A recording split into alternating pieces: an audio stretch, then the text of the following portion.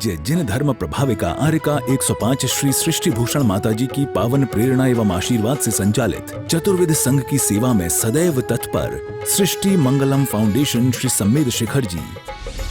सृष्टि मंगलम foundation में विगत कई वर्षों से चतुर्वेद संघ आहार उपकरण आदि की व्यवस्था सुचारू रूप से की जा रही है, जिसमें त्यागी वृत्तियों की भोजन व्यवस्था भी उपलब्ध है और साथ ही पूज्य श्री सृष्टि भूषण माता जी द्वारा वैया वृत्ति, बच्चों को शिक्षा, असहाय गरीबों को उपचार एवं रोजगार प्रदान कर जन कल्याणकारी कार्य निरंतर किए जा रहे हैं। आप भी आहार दान में सहयोग प्रदान कर करें सातिशय पुण्य का अर्जन।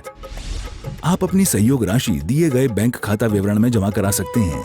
सृष्टि मंगलम सेवा समिति, bank of Baroda, account number 011901000322429, IFSC BARB 0SHRIMA, Punjab national bank, account number 0212001011777277, IFSC PUNB 0021200।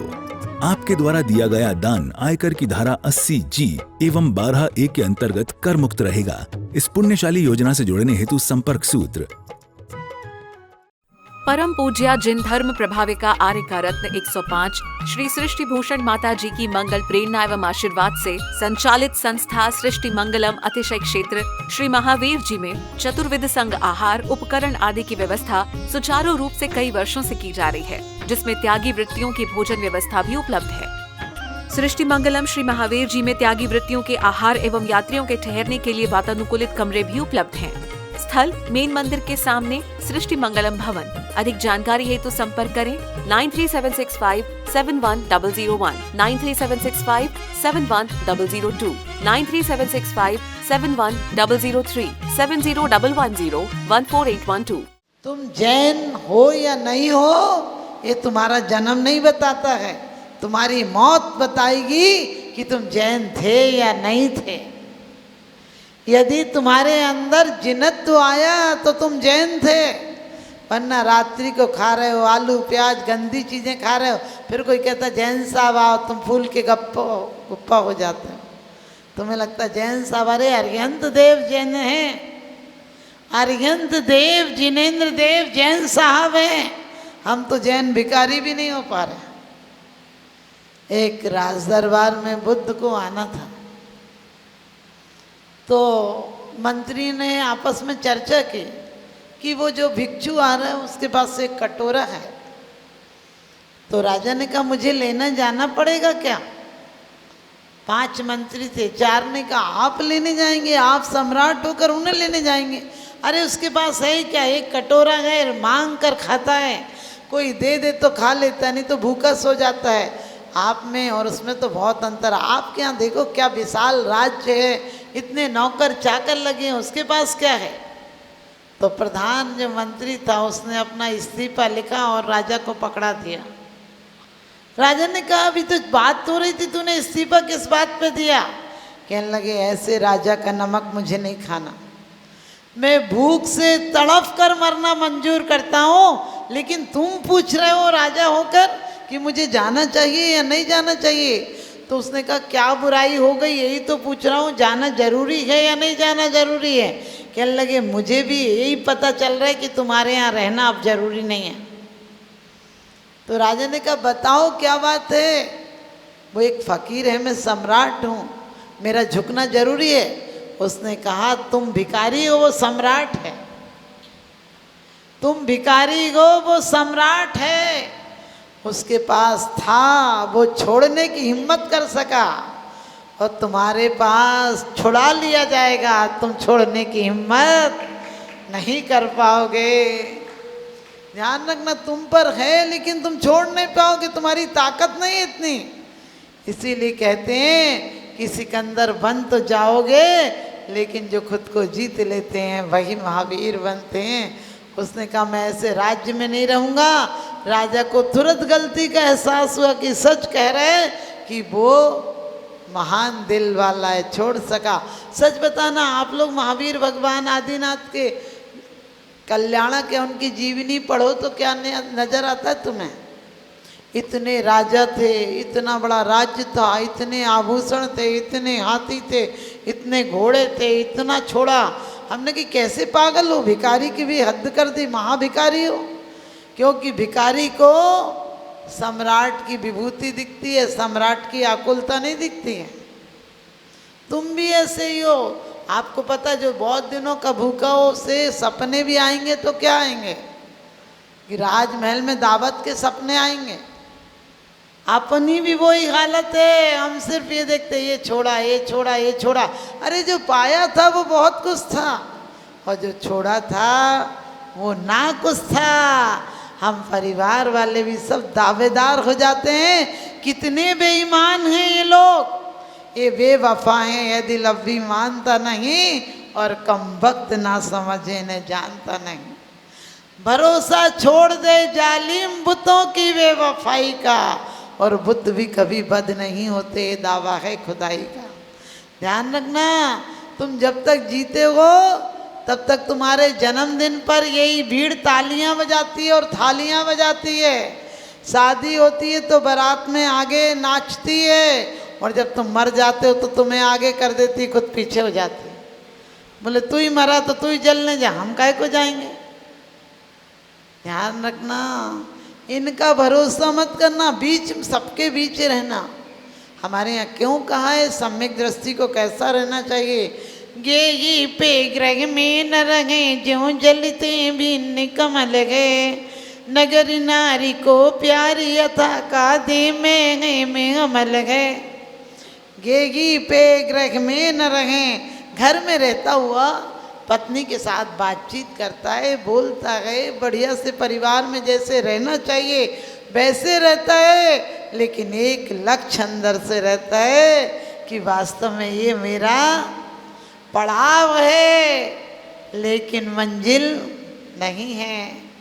दुनिया में रहता हूँ तलबदार नहीं हूँ, और बाजार से गुजरा हूँ खरीदार नहीं हूँ। कि दुनिया में रहता हूँ, सबके बीच रहता हूँ, कितनी बड़ी बात कही है। गेही पे ग्रह में न रहे, घर में रहता हुआ, और किसकी उपमा दी है, नगर नारी को प्यार यथा। कैसा प्यार करते, घर में रहते हुए कितना प्यार से रह सकता है।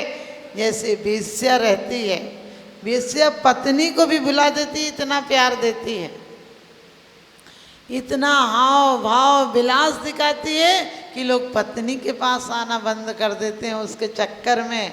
लेकिन ध्यान रखना, पत्नी जीवन संगनी है और वो अर्थ की संगनी है। जब तक पैसा है तब तक वो तुम्हारे साथ है। हमारे और आपका भी यही हाल है, जब तक पुण्य है तब तक सभी साथ हैं, और जिस दिन पुण्य रूपी पैसा खत्म हो जाएगा सबके दरवाजे बंद मिलेंगे। क्योंकि काम के तो लोग सिर्फ चंद मिलेंगे, काम के लोग चंद मिलेंगे, मुसीबत में सबके दरवाजे बंद मिलेंगे। यही हालत होनी है। लेकिन हमें कभी ख्याल आता है क्या? क्योंकि ये भीड़ बड़ी तुम्हें जीवन भर में भेड़ बना देती है। भीड़ में रहते रहते आदमी भेड़ हो जाता है, यानी बिल्कुल इतने लोग चल रहे हैं तो सही मार्ग होगा, इतने लोग गलत चल रहे हैं। अरे मूर्खों की तो मंडली हमेशा ही से ज़्यादा रही। आप कहोगे हम लोग मूर्ख हैं क्या माता जी? अरे मूर्ख नहीं हो तो क्या हो, इतने कमा कर आते समय परमात्मा की संभावना लेकर आए थे, और जाते समय गांठ की सांसें भी खो के चले जाओगे। क्या बनाने आए थे और क्या बना बैठे, कहीं मंदिर बना बैठे, कहीं मस्जिद बना बैठे। हमसे तो अच्छे वो परिंदे हैं जो कभी मंदिर पे जा बैठे, कभी मस्जिद पे जा बैठे। हम लोग मोही का अर्थ क्या है? लोग कहते हैं माता जी, एक औरत आई और बोली माता जी हमें नियम दिला दो। हमने कहा कितने, क्या नियम लेना है? बोली 3000 साड़ी का। हमने कही अभी कितनी? अभी तो बोली 3 है। हमने कही फिर तू ऐसे ही ठीक है, 3 है, अभी 3000 साड़ी का नियम दिला दो। आप सोचिए आसक्ति भी हम कितनी रखते हैं। एक व्यक्ति बोला माता जी आपने 5 अणुव्रत की बात कही थी तो मैं लेना चाहता हूँ। हमने कही ले ले। तो उसने बोला 5 नियम दे दो। हमने कही ले ले जो भी चाहिए। तो कहने लगा एक मैं हवाई जहाज नहीं खरीदूंगा, दूसरा मैं अपने जीते जी पत्नी को विधवा नहीं बनाऊंगा, और बोला कि मैं सोने की थाली में खाना नहीं खाऊंगा, मर के हाथ पैर नहीं हिलाऊंगा, और पांचवा नियम इसके बाद कोई नियम नहीं लूंगा। आप समझ गए। मैंने पूछा कि अभी कौन सी गाड़ी है तेरे पास? बोला अभी तो गाड़ी क्या साइकिल भी नहीं है। हमने बोला अभी घर कहाँ है? तो तू कह रहा हवाई जहाज नहीं खरीदूंगा। बोले अभी तो गुरुद्वारे के सामने बैठता हूँ, समझ गए, वहीं लंगर में खाता है। तो तुम्हारे भी नियम ऐसे ही है। तुम लोग माता जी हमने 5 लाख छोड़ दी, वो छोड़े कहाँ? दिमाग में तो 5 लाख ही बैठे हैं। कल तक कहती थी कि चाट पकौड़ी खाना, बोले चाट पकौड़ी को देखना ही नहीं, आंख बंद कर लेंगे हम तो दिख भी जाएगी। अरे वो अंदर दिख रही है, बाहर की इंद्रियां बंद करने से और खूबसूरत दिखती है। आप सोचना जितना स्वाद रोज छौंक की खुशबू नहीं आती है, उपवास हो उस दिन देखो सबसे ज़्यादा घर में आती। मनुष्य का मन है, स्वाभाविक है कि हम जिन चीज़ों को यहाँ लिख दो कि देखना निषेध है, वहीं तुम्हारी नज़र जाएगी, क्योंकि मोह की आदत है, अंदर की आसक्ति कहती देखो शायद कुछ हो, और है कुछ नहीं। इसलिए मैं कहती हूँ कि तुम अभी इसी पर्याय में यही पे ग्रहण सोना हजारों वर्ष कीचड़ में पड़ा रहे लेकिन जंग नहीं लगती है। हमारा जीवन भी परिवार में रहे लेकिन राग की जंग नहीं लगे। आप कोई नहीं कहते परिवार में कहो पाप में फंसे हैं, नरक में फंसे हैं, नरक जाएंगे। अरे कौन कहता है नरक जाओगे? क्योंकि पद प्रतिष्ठा परिवार तुम्हारे कोई बाधक नहीं है, परिणाम अच्छे हो तो आज और अभी से मुक्ति हो सकती है। आप लोग भी दुनिया में रहें, मोह नहीं रखें। मोह क्या है? जो दूसरों के अहित पर भी अपना हित चाहता हो वो मोह है। जो दूसरों की तकलीफ पर भी हमारे एक जरा सी संवेदनाएं व्यक्त नहीं होती वो मोह है। आप सोचना हिंदुस्तान पाकिस्तान की लड़ाई हो तो किसको मरना पड़ेगा? किसकी सोचोगे? कौन बच जाए कौन मर जाए? हाँ, आप लोगों के चेहरे बता रहे हैं हिंदुस्तान बच जाए।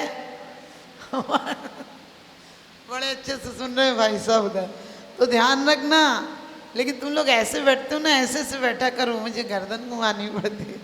तो आप ध्यान रखना। और उसमें भी हिंदू और मुस्लिम की हो जाए तो पता है किसकी सोचोगे, और हिंदू और जैनी की हो जाए तो फिर अपनों की सोचोगे, स्वाभाविक है। और जैनी में भी फिर तुम्हारे और तुम्हारे परिवार दूसरे की हो जाए तो अपने परिवार की भलाई, अपने परिवार में भी तुम्हारी और परिवार से हो जाए तो फिर अपनी भलाई, और अपनी भलाई में भी यदि सिर और पैर दो में से एक के काटने का नंबर आए तो किसको काटना पड़ेगा? पैर को। यानी तुम खुद बचना चाहते हो, अब जब इतना बचने का आग्रह है तो अपनी आत्मा को क्यों नहीं बचाना चाहते हो?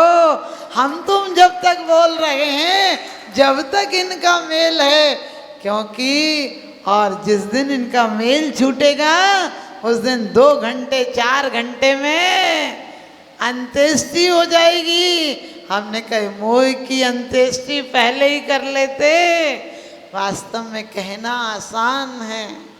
आप लोग भी दुनिया में, मैं ये नहीं कहती हूँ कि आप लोग सब छोड़ दो, मत छोड़ो। छोड़ने से क्या छोड़ोगे? छूटता है क्या? जिन्हें हम भूलना चाहें वो अक्सर याद आते हैं। एक व्यक्ति के बाल नहीं थे तो उसने बुलाया वैद्यों को, बोले मेरे बाल आना चाहिए। भाई नहीं है तो उड़ गए तो कहाँ से आएंगे? अब राजा था, राजा ने कहा यदि बाल नहीं आए तो सारे वैद्यों को फांसी पे चढ़ा दूंगा। मेरे 2 महीने नहीं तो 4 महीने की मोहलत देता हूँ। सब वैद्य परेशान भाई। उसने कहा कोई ना कोई अच्छा तेल बना के दो, मेरे बाल आना चाहिए।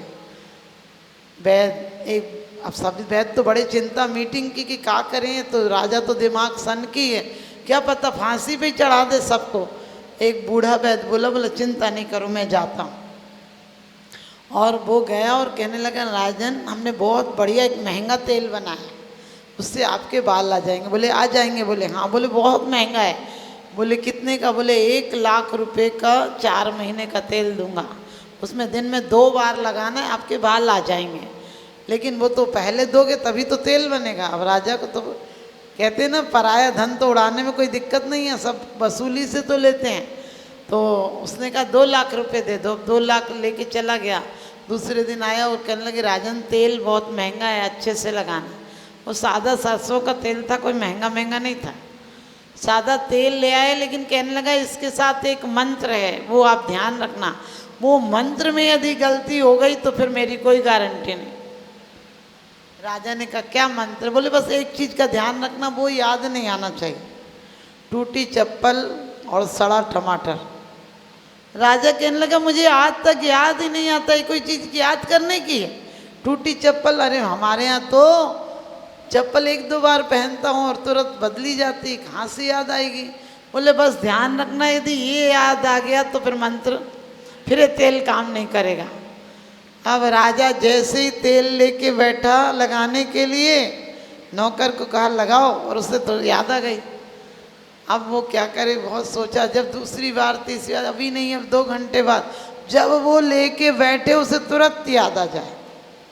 अब कुछ दिन बाद तो ऐसा हो गया कि खाते पीते सोते बैठते राज्य में कोई बात करे कि टूटी चप्पल सड़ा टमाटर, टूटी चप्पल सड़ा टमाटर। अब कुछ दिन बाद तो इतना दिमाग में भर गया कि वो कुछ भी करे। लोगों ने कहा राजन बाल तो नहीं आएंगे, तुम जरूर पागल हो जाओगे। अब ऐसा करो, गए पैसा तो जाने दो, कम से कम अपने आप तो बचे रहो, राज दरबार में बचे रहोगे। तुम कोई भी बात करते हो बढ़िया बढ़िया लोगों के सामने, बढ़िया सभासदों के सामने, तो सब तो अब तुम्हें पागल ही समझने लगे। तो बाल बचे या नहीं बचे, अपना जीवन बचा लो, छोड़ दो, भाड़ में जाने दो इन बाल।